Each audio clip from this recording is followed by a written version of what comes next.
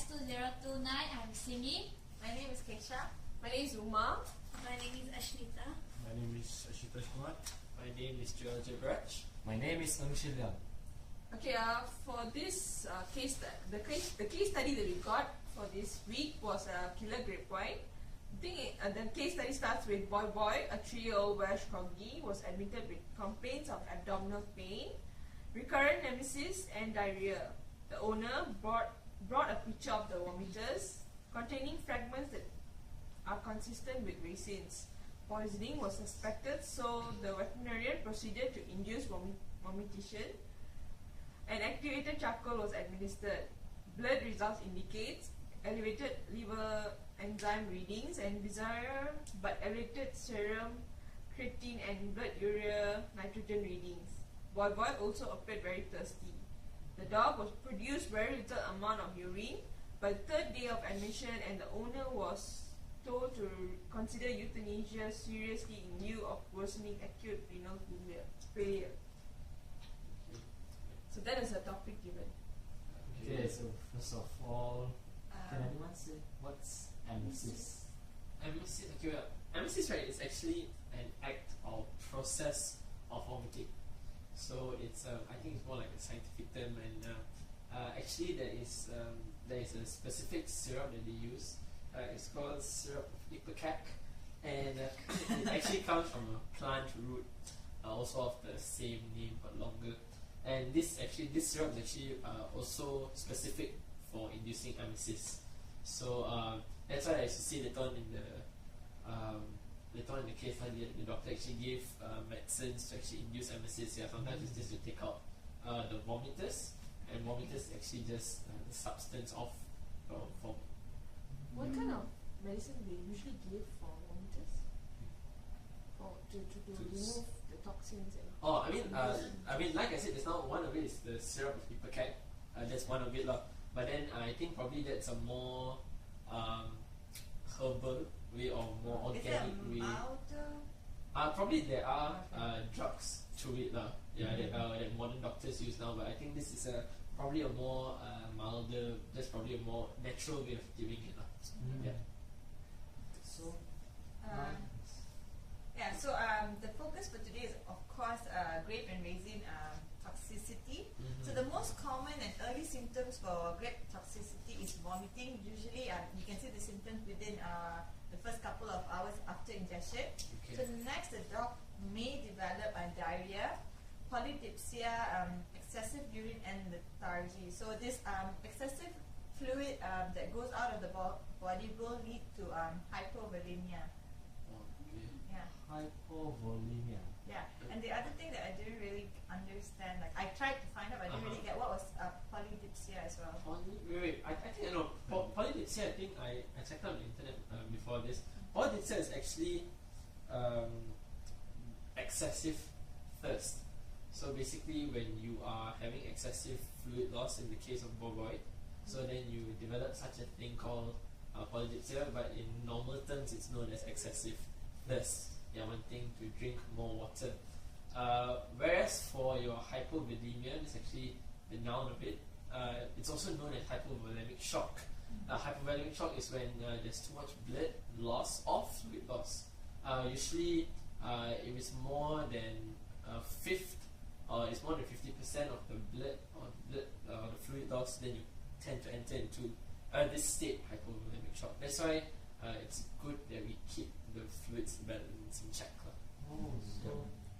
So besides that, right, having grape and raisins can also cause acute kidney failure, which will usually develop within the first to the third day after ingestion. The symptoms of kidney failure include, like I said earlier, vomiting, diarrhea, dehydration, abdominal pain, and tremors. In the toxicity progress, as the toxicity progresses, the kidney will eventually shut down, and then the dog will not be able to produce urine anymore. Yeah, so then because of that, right, the dog may develop really foul breath, meaning the dog's breath will start to smell of urine. That actually fits all the signs and symptoms of this dog. So that's all caused because of the ingestion of raisins. Yeah, and then this will also the dog will also develop ulcers where the saliva is being drained into the ducts where the saliva will be drained. The dog will develop ulcers there, and then as the kidney failure progresses, the dog's blood pressure will increase drastically, and then it will lead to the dog being in and then the dog will fall into a coma. Cannot imagine how much pain that is. Yeah, I mean, so And it's all because of raisins all because of raisins. Yeah. Okay, but and But- grapes. yeah, but this is like the signs and symptoms. So Yeah, this how is do the you like symptoms. diagnose it, or is there like a treatment for it, or How much? or grapes? actually, Actually, how much grapes? oh yeah, how much grapes? Yeah, that's true. Okay, you guys must be wondering what kind of raisins or the grapes are toxic to the dogs. Actually, it doesn't matter. All kinds of raisins and grapes are toxic to them. Either they are seedless or with seeds, and either it is homegrown or manufactured. So, how much is toxic to the dog? Is that as you know, raisins are more dry as compared to grapes. So it has the concentrated amounts of toxic substances in raisins as compared to grapes. So according to the Merck Veterinary Manual, which I referred to before this, it said that the estimated toxic dose of grapes is 32 grams per kilogram of body weight for the animal. And for raisins, it is 11 to 30 grams per kg. So that amount is enough to toxic the dog and show the signs that harms the dog. Which means it only takes very little. Yeah, To, 11 grams. I mean, since it's just But 11 grams is But it's still quite a for lot, right? Welsh Corgi is like how means around 10 kilos. It's quite a right? small Yeah, breed. it's Like, yeah, It's a it's small a- breed, but then yeah. it's still heavy, right? So Yes, it's around yes, 10 yes. to 11 kilos. it must have quite a lot. Yeah. It's quite a How lot. is the owner It's quite a doing? lot. Yeah, I mean like Yeah, boy. right, it's a lot. It's not just like one fruit. It's I think the entire bunch. Yeah. We can also imagine a raisin is so little. Yeah, So yes, 100 grams of it. Yeah, 100 I can't eat so much. Yeah. I like to see you try. Plus also someone I would- tiny. Yeah, just now you mentioned about hypovolemia, right? Yeah. Is there any way to treat it? Because if there's too much drop in blood pressure, there must be some way to increase so that our organs don't shut down. Right? Okay, but when you're talking about you want to decrease blood pressure, right? Medication. Increase. You mean medication? The kidney failure increases the blood pressure. It does not You get increase. hypertension from your kidney Yeah, failure. it increases the blood Yeah, pressure. So there's medication to decrease it. Yeah, there's a medication to decrease it, and specifically one that we can look at is actually fusimide. Fusimide actually it's a diuretic, and it functions in preventing the body from absorbing too much salt. From preventing the body from absorbing Too much salt. Yeah, so what is diuretic again? Diuretic is basically a drug that makes you want to pass urine. Oh, okay. It's a diuretic. So reduce So pressure. you don't. Yeah. Repeat again. Alright. So it prevents your body from absorbing salt. Oh, okay. Right. So it prevents your body from absorbing salt. Then it changes the pressure in your blood. Yeah, in your bloodstream and everything. So when that happens, when there's not enough salt, then you can slowly bring down your blood pressure that way. Yeah, but at the same time, you will pass a lot of urine. But- Yeah, it's like why is it toxic for dogs? I mean, what's the Yeah. why only dogs? Is it affecting other animals as well? Substances, or- yeah, I was wondering as well. So far they say the racing toxicity has only been identified as a problem in dogs. Okay. Mostly in dogs, some cases in cats, but very rare. Right. So dogs are the one actually like they don't really have that And resistance. it's very hard to identify resin and grape toxicity in dogs. Actually, Yeah, this field is not really very well developed yet. I think they're still Yeah. doing research. actually even the diagnosis is not very accurate because for diagnosis, the symptoms of grapes and resin toxicity is similar to kidney failure from any cause. Oh. Yeah. So It's not a everything is- specific thing. It's just that it causes kidney It'll be failure. harder to pinpoint. yeah, so the only way vets actually are able to diagnose it is from earlier history of that specific dog. If they Okay. have gotten toxicity from eating grapes or raisins before, or if they are able to find grapes and raisins in the Oh, okay. Just like the owner. in the vomiters. Yeah. So how do you test it? If let's say the wet, how do you test it? Actually, there is no way to test it.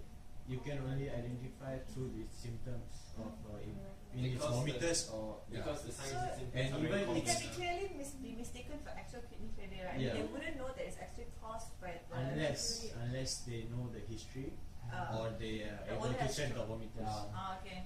Yeah, and also if they are able to keep medications based on the extent of damage to the kidney, because there will be relative damage to the kidney. So they do urinalysis and full blood count. So that's the only way to determine what kind of medication can be given. So can they actually stop the toxicity, or can they actually prevent this after the treatment, The you mean? treatment. Yeah. after the raisins is being ingested? Can they stop what's going to happen? The treatment depends a lot of factors. Depends on how much grape they consume and how fast you give the treatment. So if you give the treatment within 2 hours, the animals might survive. What treatment you can give is you give the charcoal to absorb the toxin, and you can flush using the intravenous fluid to flush out the toxic. But does anyone know how charcoal works on? Hey, weren't you talking about charcoal that Yeah, day? I mean, just read it. you just had diarrhea right that day. It wasn't me. It wasn't me. Yeah, but I have read it. Actually, basically, activated charcoal, they work as they absorb the toxins. Means they induce the absorption of the toxins. If you are wondering what absorption are, Is it absorption? no, No. it's not absorption. It's AD. Okay. Okay, bro, I got you back. And I think John has the answer. Yeah. What's absorption? The dictionary for this Right. week. Okay, so basically absorption is we all know that absorption is probably to just get just say if your food enters in, then your system absorbs the nutrients, absorbs the minerals or whatnot. Okay, but for adsorption, it's actually the adhesion of a liquid or a gas to a solid material. Wait, what? It's okay. Change the state of the. No. Okay, so basically you have your vomiters, right, which is still inside your body, right? Okay. So that which is causing. So that can be either a gas or it can be a liquid. Okay. Charcoal is a solid form, right? So when charcoal comes and this binds to this, this adhesion is called adsorption. So it's like what Just- the binding of a solid to either a liquid or a gas. Yes, you're actually forming a thin film on the surface of the solid. Yes. So okay. it's like when the solid comes and then it just All the toxins will just Yeah. jab around the charcoal. Yes. Yes. How does the charcoal So then the charcoal is also Because we all know we don't digest charcoal, right? Yeah. Yes. That's why the charcoal will not get absorbed and it will just pass through the intestinal tract and just be it's eliminated. just like a medium, it just okay. Yeah, and it it just goes out. and one thing, why do we call it activated charcoal is because activated, they are produced in very, very fine particles. Oh, Okay. if you want to know, a 50 gram activated charcoal tablet has a surface area of 10 football fields. How? Just imagine a 50 gram tube has Dude, you got exercise to do, yeah. has a surface area of 10 football fields. Imagine the function, Wait, I have a question. So what does charcoal do? Charcoal makes you vomit or charcoal No. makes you... No. charcoal just absorbs all the toxins and Oh, okay. And makes then it you as pass it. Then you pass So it it just out. goes through your entire system. So when it Yes. goes through, it just Cleans takes up. your Yes. toxins and all. And because it's not like absorbed or anything into your system, so it's just like a medium, just flows through. Okay. and that's why if like as Cindy said, if you take charcoal too late, the toxins has been absorbed into your intestines, okay, the okay. charcoal cannot do anything. That's why. We want it to go in while it's still in there before Yeah. it's absorbed into your system. And beside charcoals, there are other drugs like furosemide, dopamine, and mannitol to help to treat the acute renal failure. But anyone know what dopamine do to our body? Dopamine, it's actually a reverse effect of furosemide. So furosemide it works on hypertension, which is high blood pressure. It decreases the blood Okay. pressure.